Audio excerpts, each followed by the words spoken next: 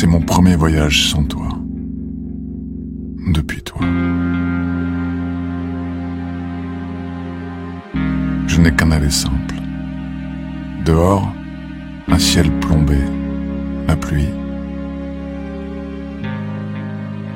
Je me suis réfugié à la National Gallery.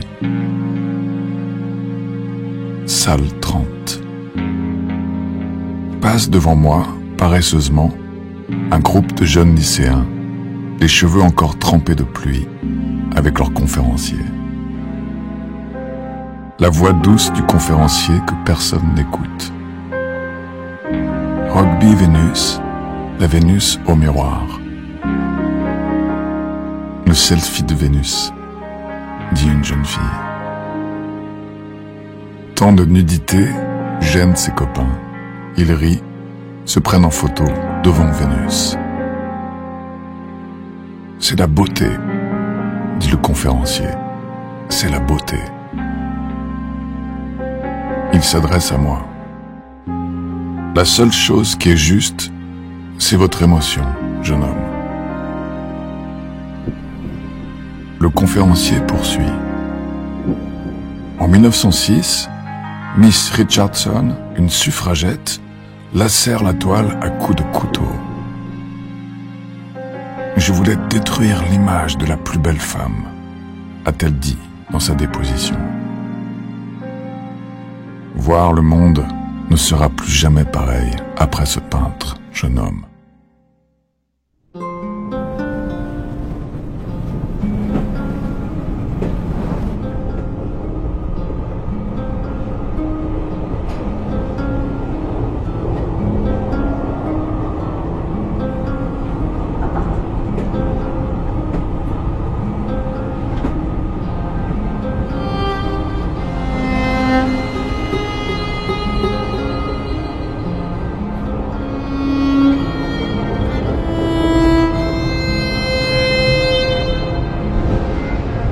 Je me réveille dans le train vers Séville. La Vénus me hante, le portrait, le reflet flou dans le miroir. Peut-être ton visage et moi.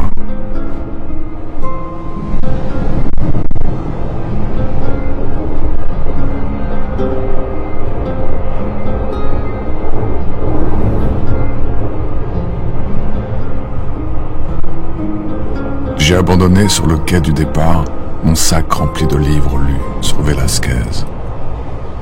Je n'ai plus que mes notes empruntées à la rêverie et au souvenir du conférencier me parlant de beauté et d'émotion.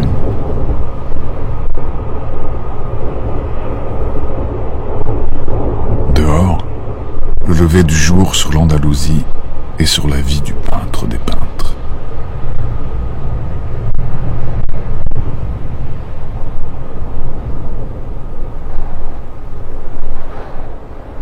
J'ai rendez-vous avec la naissance de Velázquez à Séville en 1599.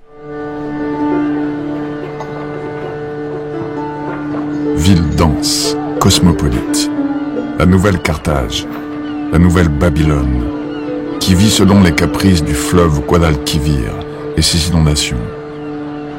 Terre, mer, ville ouverte sur le nouveau monde, les Indes, les colonies. Un brassage de population, d'idées, d'inventions et de richesses. Le siècle d'or. Les marchands flamands, les banquiers génois, les juifs, les morisques, les esclaves et les artistes. Les remparts de Séville cèdent, tout déborde. La vie explose comme un théâtre à ciel ouvert. Mais une nouvelle Jérusalem aussi, avec son cortège de saints et saintes, avide de pureté chrétienne jusqu'à l'obsession, jusqu'au sang.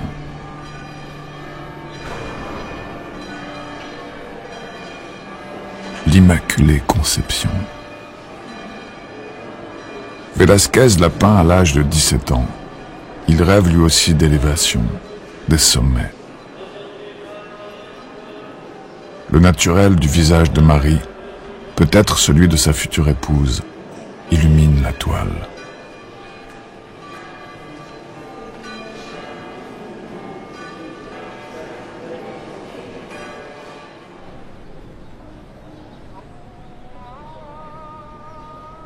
parcours Séville sur les traces du jeune Velázquez.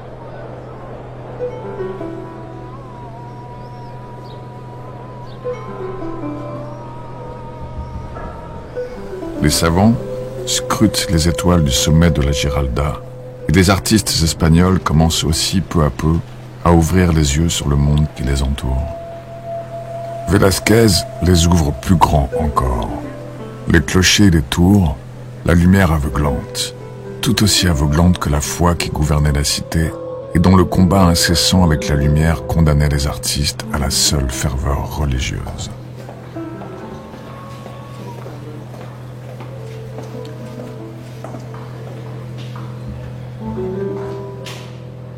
Le jeune Diego Rodríguez de Silva y Velázquez est l'aîné de 8 enfants.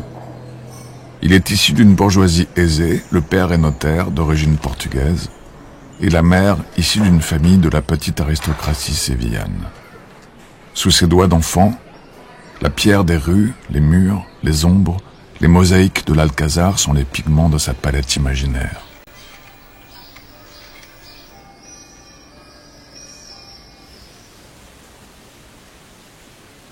Je reste des heures à déambuler dans la casa de Pilatos. Lieu de rencontre des mécènes, poètes et savants, la plus riche des demeures sévillanes.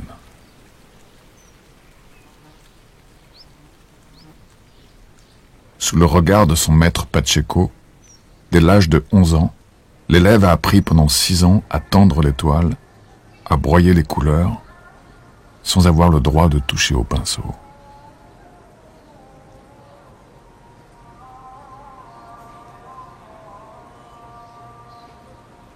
L'étudiant observe, écoute, patiemment. Les années sont longues. Il met en scène sa vie à venir. Il sent, vibre, désire, bruisse, puis enfin, il peint.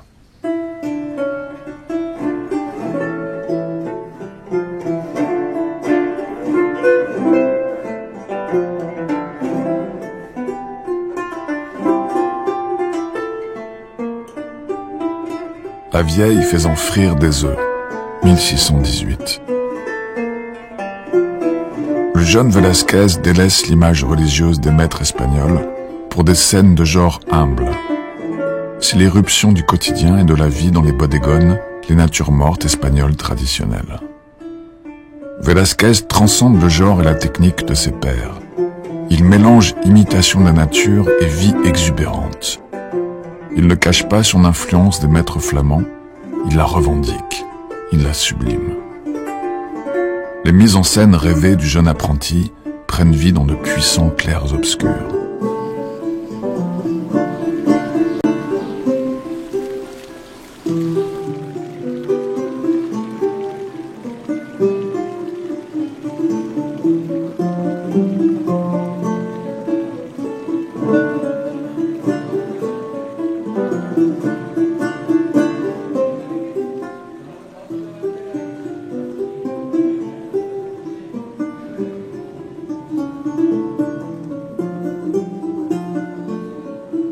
Le porteur d'eau.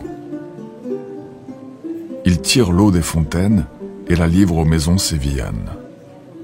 Mieux que ne le ferait une histoire de la rue, le peintre joue sur les contrastes et la mise au point entre les matières, la céramique et le verre, les attitudes, les âges. Les traits lumineux attirent le regard, le stimulent.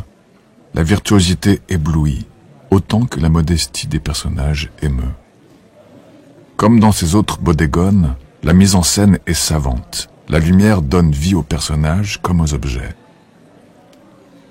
La jarre surgit, prête à sortir du tableau. J'apprends qu'il y a eu 2 versions. Le personnage en arrière-plan surgit de plus en plus.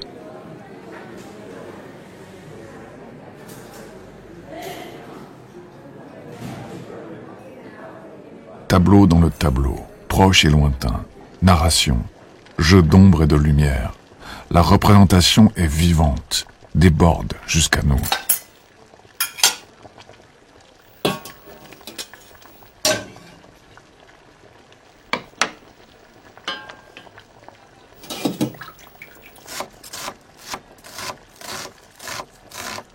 La réalité est crue, belle, sensible.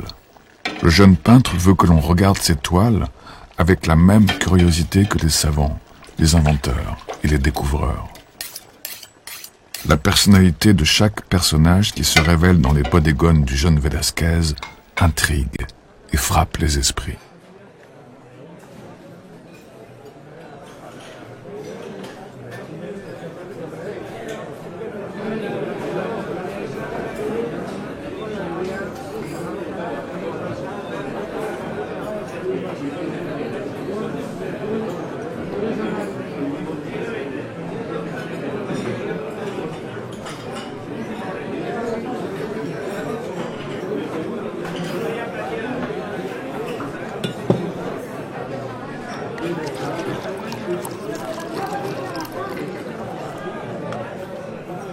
Sans réellement peindre de portrait, comme tous les autres nouveaux élus dans la corporation des peintres de Séville, le jeune Velázquez montre sa supériorité et sa haute virtuosité dans la véracité et l'intensité des visages.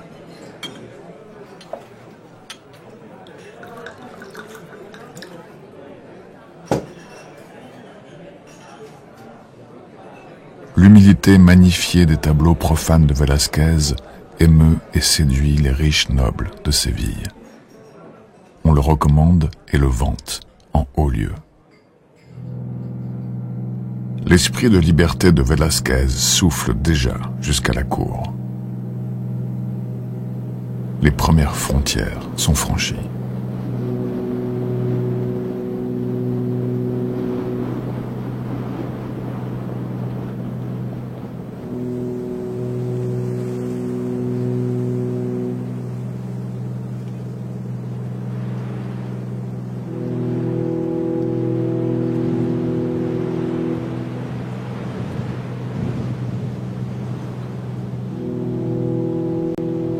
Comme Velázquez, j'approche de Madrid et de la cour d'Espagne, en passant par les collines de Guadarrama, un endroit mythique, appelé le siège du roi.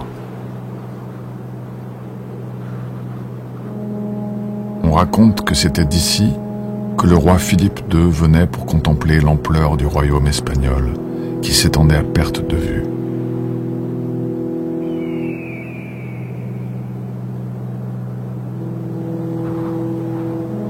L'air est royal, comme la lumière. Il y fit construire en 1561 le monastère et palais de l'Escorial.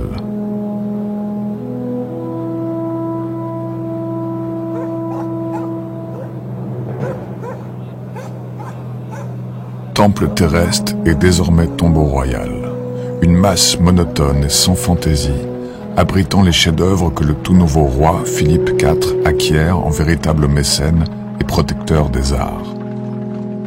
Rubens, Titien, Tintoret, ils sont tous à demeure dans les salles majestueuses du palais. Il faut quitter les collines et redescendre sur terre, gagner enfin Madrid et sa cour. Mais l'évidence saute aux yeux. Quelle place à la cour pour le jeune peintre réaliste et son naturalisme sauvage? «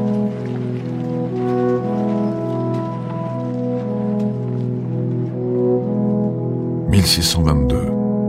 Le jeune Diego a 23 ans.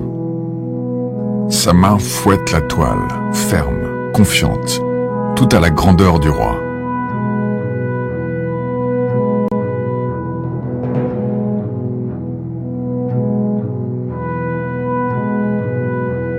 Des gestes rapides et maîtrisés, la spontanéité, une technique exceptionnelle.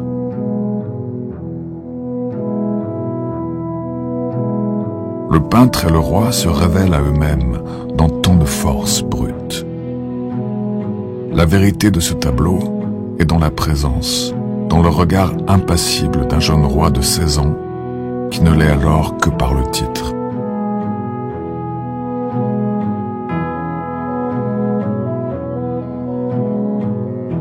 Son portrait m'évoque tout d'un coup une pop star des années 80, un David Bowie électrisant qui séduit ses fans par la seule mélancolie de son regard.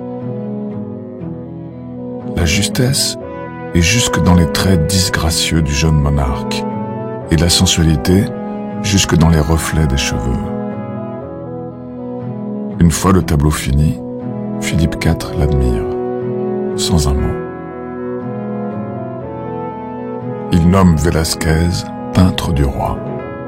Aucun autre artiste espagnol n'aura désormais le droit de le peindre, et Velázquez le servira fidèlement pendant 30 ans.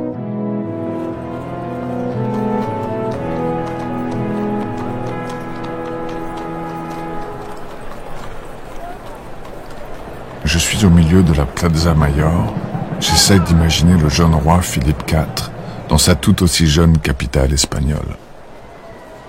Son pays est miné par les guerres, plongé dans une crise économique et sociale, puis morale. La puissance du royaume n'est presque plus qu'une illusion. Et pendant ce temps, le roi chasse le sanglier et court surtout après les femmes.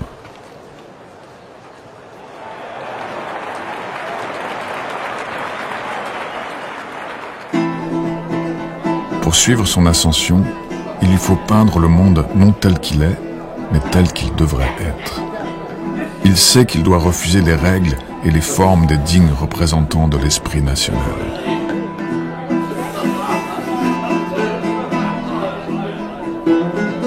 C'est le triomphe de Bacchus, des ivrognes. En découvrant la folle liberté de cette toile, je me prends à trouver un goût agréable à ma nouvelle solitude.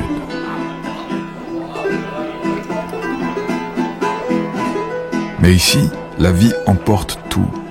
Le réel se mêle au trivial.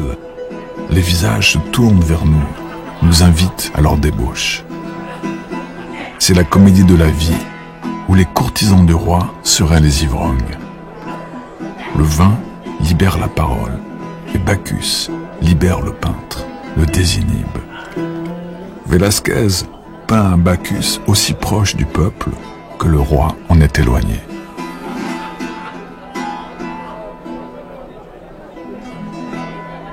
Il n'y a pas de grand artiste sans grand homme, disait son maître Pacheco. Et Velázquez sait qu'il n'y aura pas de grand portrait sans un grand roi. Sous son pinceau rouge, sang et or, il ose faire devenir Philippe IV enfin roi. Un homme enfin roi de quelque chose.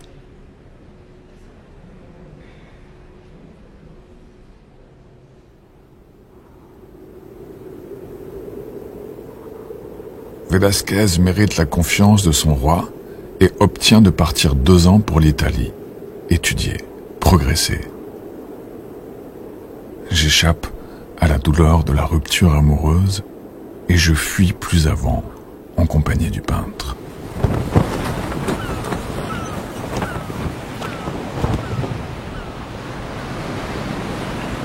La Méditerranée, direction l'Italie, Gênes, Venise.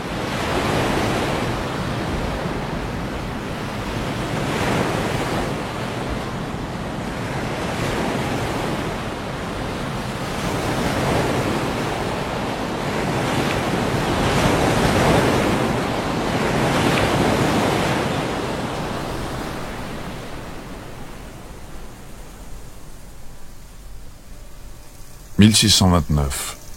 Le peintre a 30 ans. Son roi n'est que depuis 7 ans sur le trône espagnol.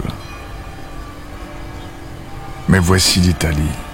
L'éblouissement, l'ivresse des odeurs, des couleurs, l'explosion des sens.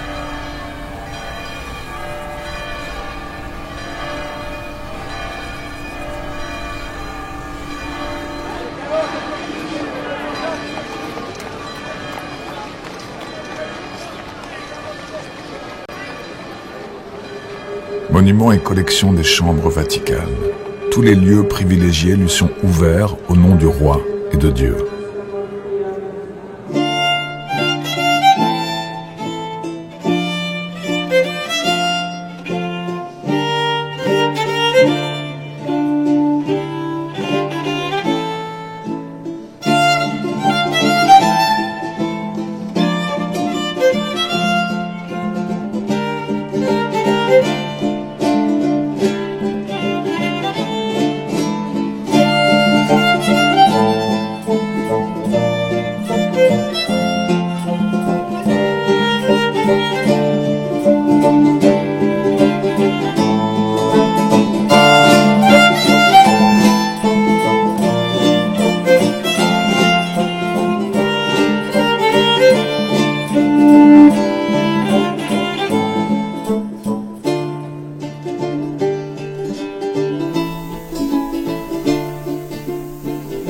Tintoret, Michel-Ange et Raphaël.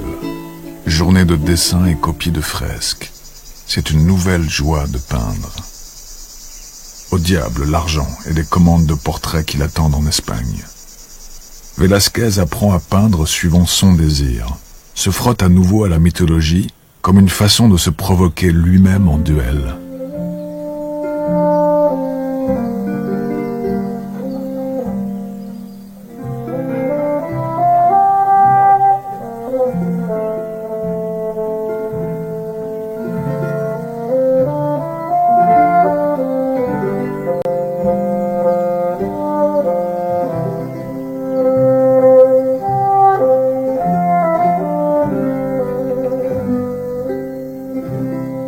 La tunique de Joseph. À sa vue, Jacob est frappé de stupeur. Ses enfants lui apprennent que Joseph, son fils favori, a été tué par les loups alors qu'ils l'ont trahi et vendu. Le chien aboie. Lui seul a deviné le mensonge des fils et nous le révèle.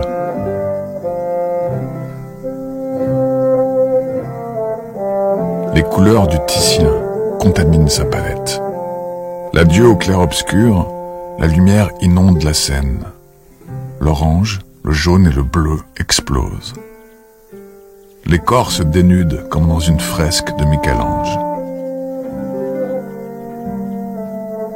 Le coup de pinceau s'allège, produit d'étonnants reflets et contrastes, en jouant avec la texture de la toile. Il y a la violence d'un Caravage, de l'élégance et la puissance du détail et du réel. Le tableau apprivoise mon regard. Je m'avance, recule, avance à nouveau, et mon œil recompose le tableau. La densité change, des taches apparaissent, vibrantes, dans l'air.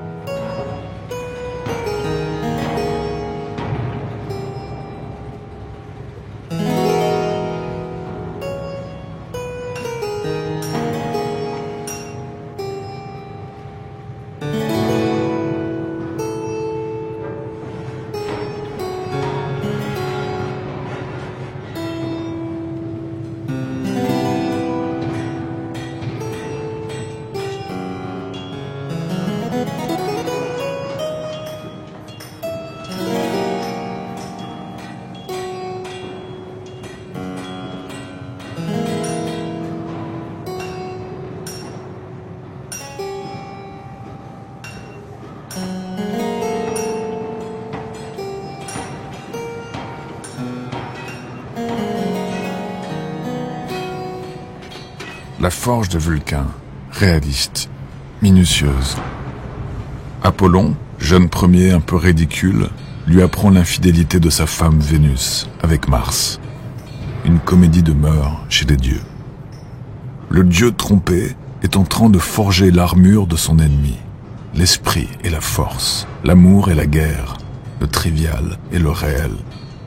Les personnages se découpent dans l'espace, se meuvent. Ils ne sont pas alignés et dans l'arrière-plan magnifique, comme un changement de focale, une mise au point à faire. Une ombre apparaît, une abstraction.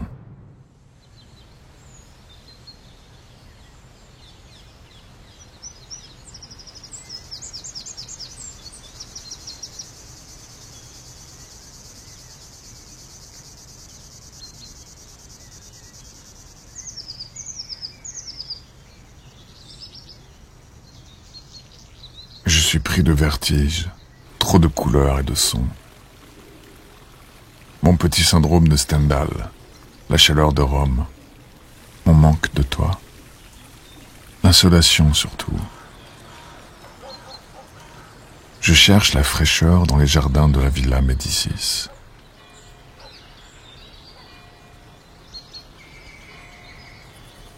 Du matin au soir, Velázquez vient dans les jardins dessiner des sculptures.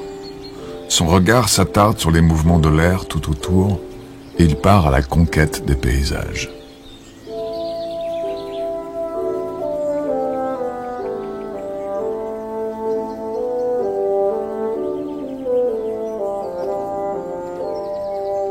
La loggia de Cléopâtre, à midi, prise sur le vif, dans la fugacité de l'instant.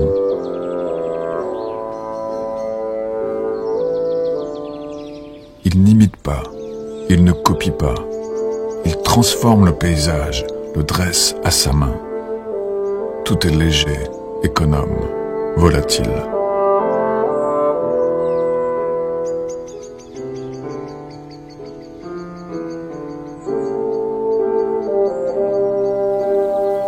La Serlienne en travaux, le soir.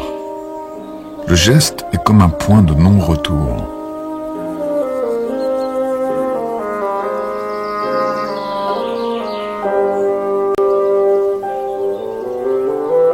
Regarder, prendre du recul pour permettre à l'œil de recomposer le tableau peint par tâches.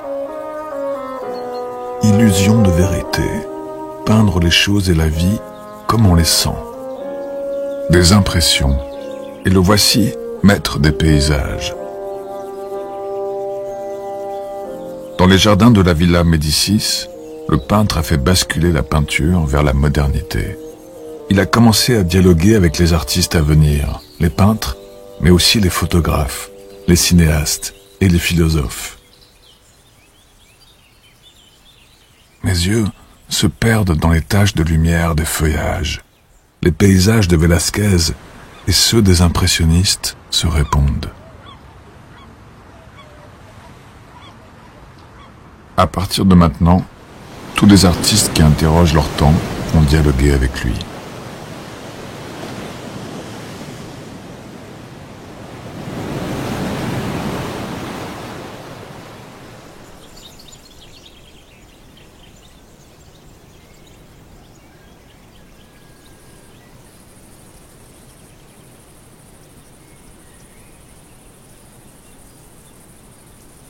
Un nouveau monde s'est ouvert avec la conquête du paysage sous le pinceau de Velázquez. Une période faste débute, dans l'excitation, l'envie de peindre toujours plus, sûr de sa main plus légère et vive.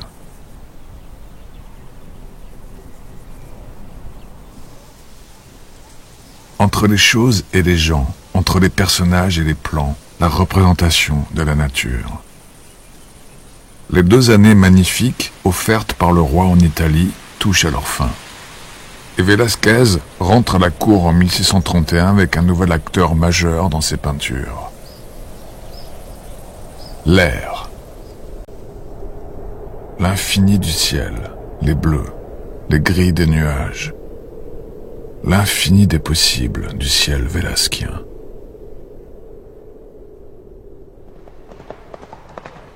Décorer la nouvelle résidence royale, mais innover, rénover, illuminer la monarchie chancelante qui se réveille dans le fol espoir de la naissance du prince Balthazar Carlos, après 4 autres enfants morts. Personne n'a eu le droit de peindre le prince avant le retour de Velázquez.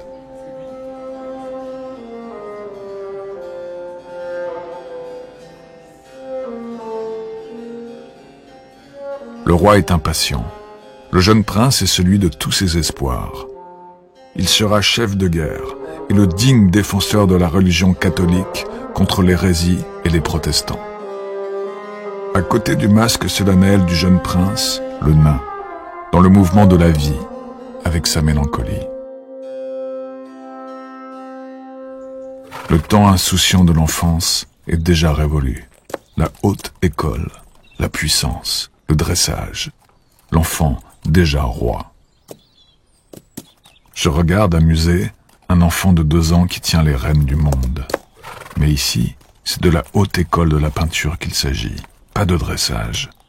la formidable maîtrise des plans dans une échelle réduite, comtes, ducs, nains, les puissants et les valets, maîtres de chasse, sous le regard du roi et de la reine, devenus transparents, inexistants.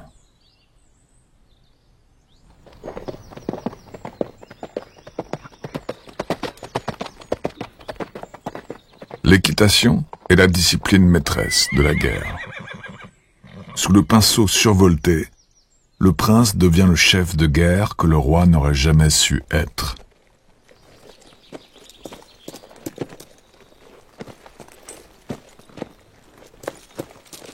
Il enchaîne les toiles qui décorent le palais d'été de Buen Retiro, ainsi que le pavillon de chasse La Torre de Parada.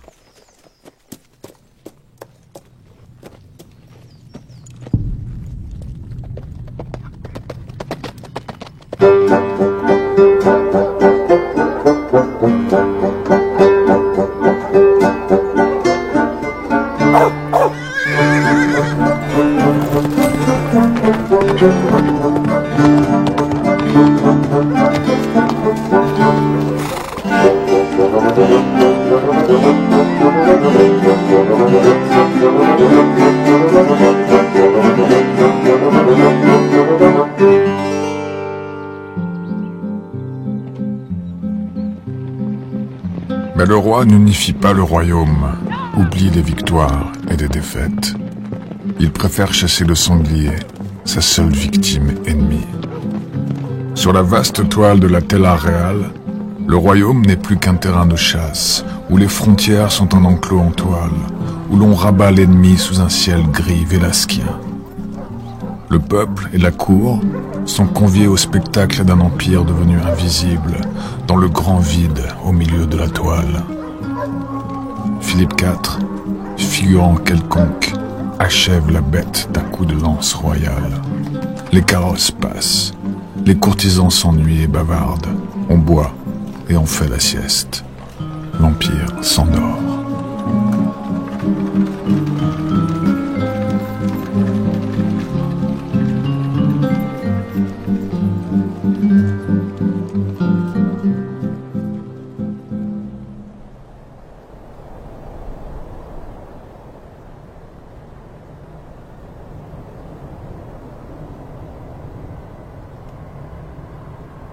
La chasse m'ennuie autant que Velasquez.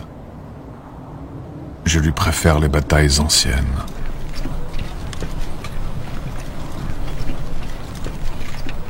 La reddition de Breda, ou la victoire de l'art sur l'histoire de la guerre. En 1625, 10 ans plus tôt, la ville hollandaise de Breda est tombée. Seul le pinceau de Velasquez permet aux victoires de résister à l'oubli. L'air à nouveau.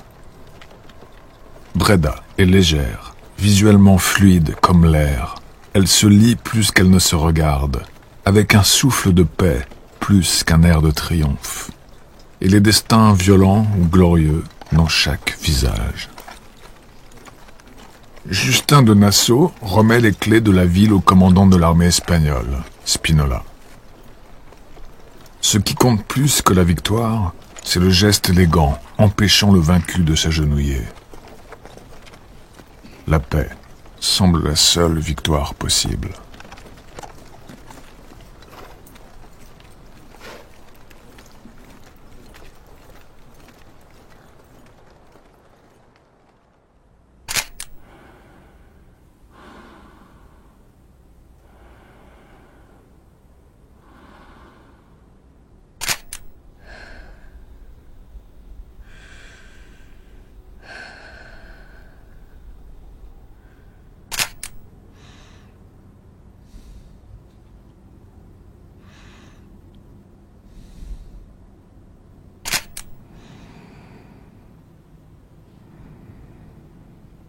Velasquez peint sans relâche des portraits avant que ses nominations à la cour ne lui volent tout son temps.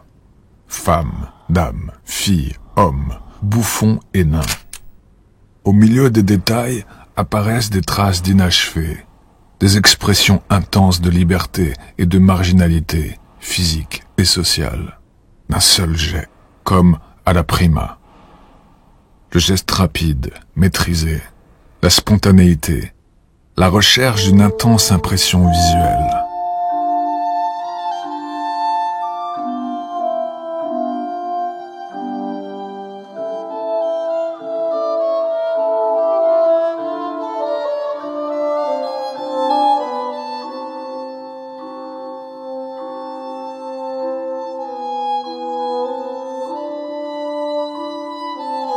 Dans le fragile équilibre de la cour, les nains et les bouffons ont une présence salutaire.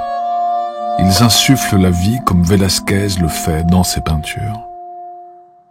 Comme les bouffons, Velázquez se libère des étiquettes, prend le parti des fous et des poètes, de la liberté toujours. Jamais moqueur, ni voyeur, il affirme la dignité et le respect de tous. Et maintenant, tous ces personnages nous regardent, comme si le monde autour d'eux devenait de plus en plus étrange.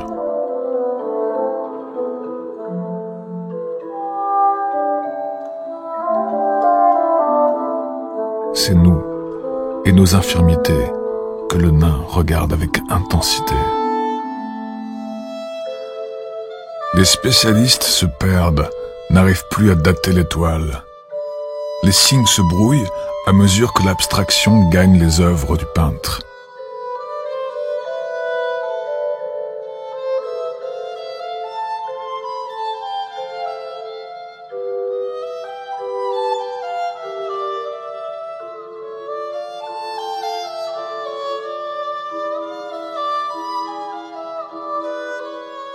Mais Velázquez insiste, invente encore, repousse les frontières, étend la vérité au-delà du cadre, cherche inlassablement à dévoiler les secrets de l'harmonie du monde. Comme dans son Pablo de Valladolid, un portrait entouré de l'air vélasquien, où la figure n'attend plus le regard mais surgit à nous dans des effets de lumière et d'ombre, de feu et de contre-feu.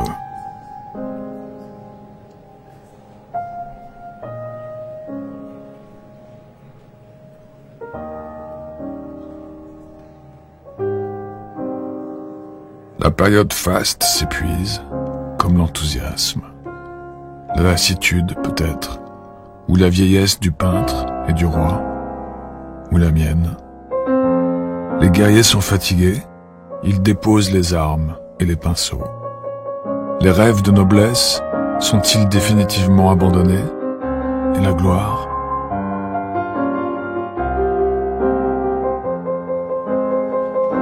Le peintre reçoit le titre honorifique de grand huissier de la cour, puis de valet de la garde-robe du roi, puis celui de valet de chambre du roi. Enfin, l'année suivante, en 1643, il est nommé surintendant des travaux royaux, accompagne le roi partout et n'a presque plus le temps de peindre. Velázquez retourne à Rome en 1648, à 50 ans. Un voyage administratif. Acheter des œuvres de maîtres italiens pour les collections du roi, au milieu desquelles le monarque triste s'enferme de plus en plus. Le prince Balthazar, le prince de l'air, est mort à son tour. Velázquez s'éloigne du déclin, retrouve la liberté italienne, le goût d'expérimenter. Ici, à Rome, le monde change plus vite. Catholiques et protestants font la paix. L'envoyé du roi s'affaire, tout à sa mission, et ne songe plus à rentrer.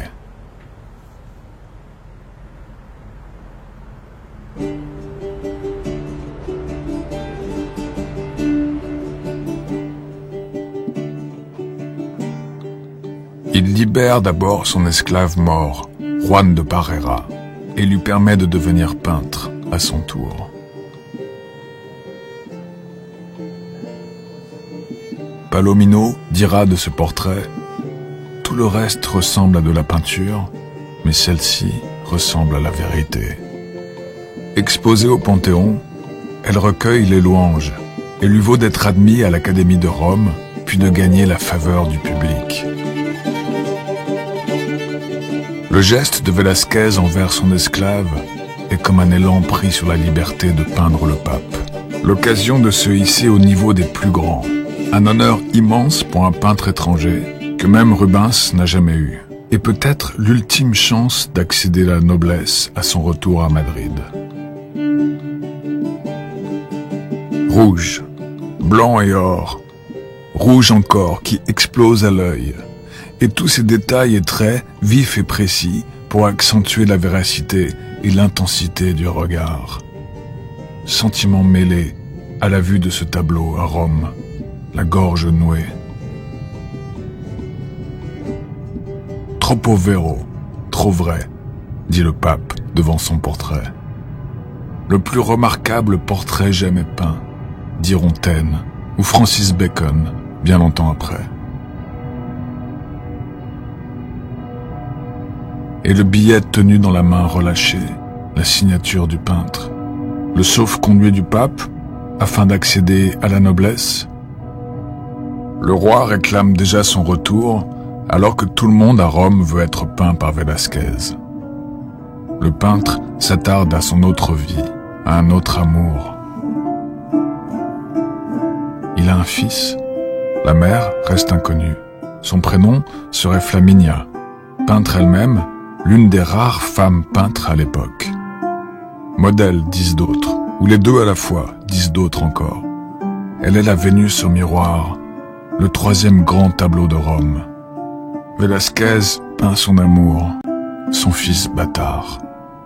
Je rêve de la pluie de Londres et de cet instant magique, lorsque je me suis réfugié à la National Gallery, salle 30. Le regard, puis les mots du conférencier. Je ne céderai plus au chagrin, même si la nudité de Vénus et la tienne se confondent dans mes pensées. Velázquez a abandonné femme et enfant, mais il n'a pas réussi à abandonner le souvenir de la beauté. Et moi, je ne suis que l'un des bouffons de Velázquez qui regarde ce monde de plus en plus étrange. Le dernier retour à Madrid. Le roi est heureux de retrouver son fidèle ami, heureux des toiles rapportées. Il nomme Velázquez concierge et administrateur du palais, conservateur des collections et cérémoniaire, et le charge d'embellir d'Escorial trop délaissé, le tombeau des rois.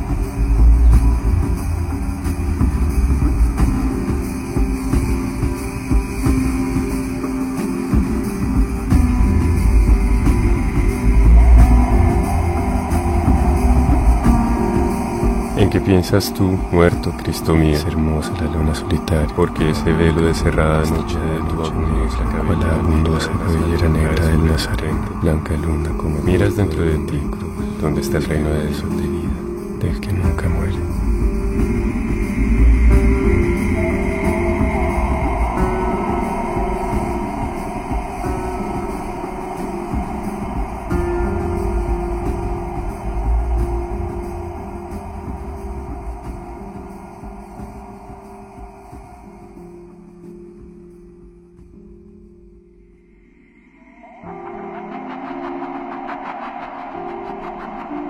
Mon voyage s'achève au Prado. Tous les voyages autour de Velázquez prennent fin ici.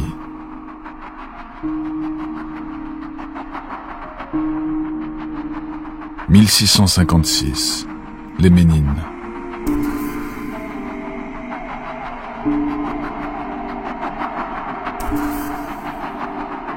Les spécialistes se battent à coups de lignes de fuite et de perspective. Mais les vrais mystères du tableau sont ceux de mes sentiments.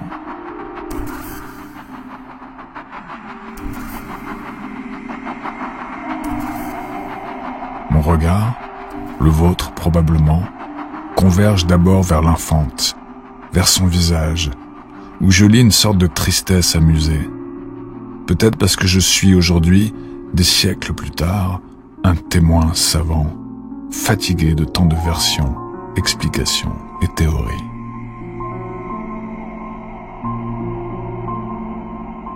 Je regarde l'enfante et je partage ses malheurs, les disparitions.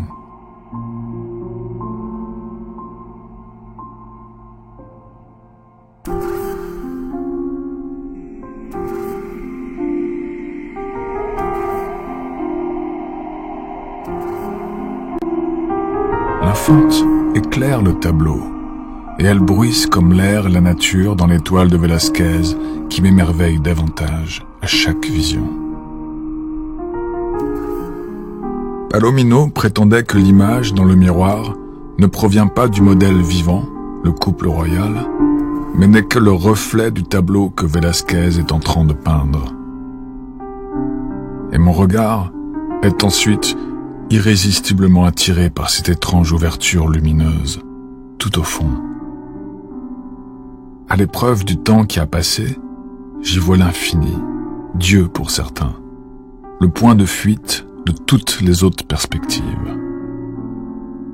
Elle illumine comme la flamme qui a gouverné l'Espagne, et trop brillante pour être réelle, elle est comme le dernier souffle du siècle d'or. Le temps n'épuise pas les Ménines, dit Daniel Arras, il les enrichit. Le temps a vite eu raison de la monarchie et de ce moment rare de bonheur familial. Le roi est là et trop triste pour être encore peint. Seul au milieu de ses collections, il erre, et Velázquez, lui aussi seul dans son atelier, reste l'unique témoin de la douleur de son roi. L'infante est réelle. Sa tristesse s'amuse de l'hécatombe tout autour d'elle, de Velázquez qui n'est pas encore anobli après tant d'années d'efforts, et qui ne portera sa croix rouge que plus tard, rajoutée par la main du roi en personne, diront certains témoins imaginaires. Tout cela, et bien plus encore, je le vois en fermant les yeux, et en rêvant enfin à l'invisible des choses. Après la mort de Philippe IV, le tableau fut placé dans le bureau de Sa Majesté Charles II, parmi d'autres pièces de qualité. Et Lucas Jordan, l'ayant regardé, le roi lui demanda, voyant le peintre atone, « Qu'en pensez-vous » Et il répondit, « Monsieur, voilà la théologie de la peinture. »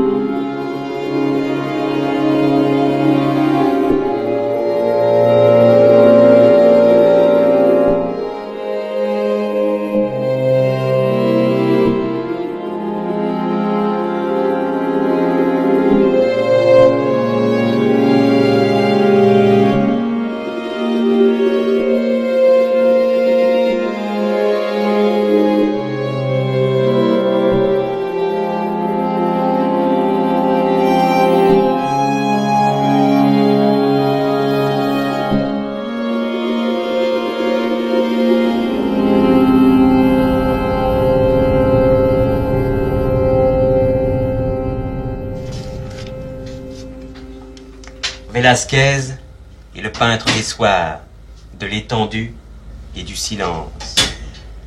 Même quand il peint en plein jour, même quand il peint dans une pièce close, même quand la guerre ou la chasse hurle autour de lui. Comme il ne sortait guère aux heures de la journée, où l'air est brûlant, où le soleil éteint tout, les peintres espagnols communiaient avec les soirées. C'est beau ça, hein, petite fille?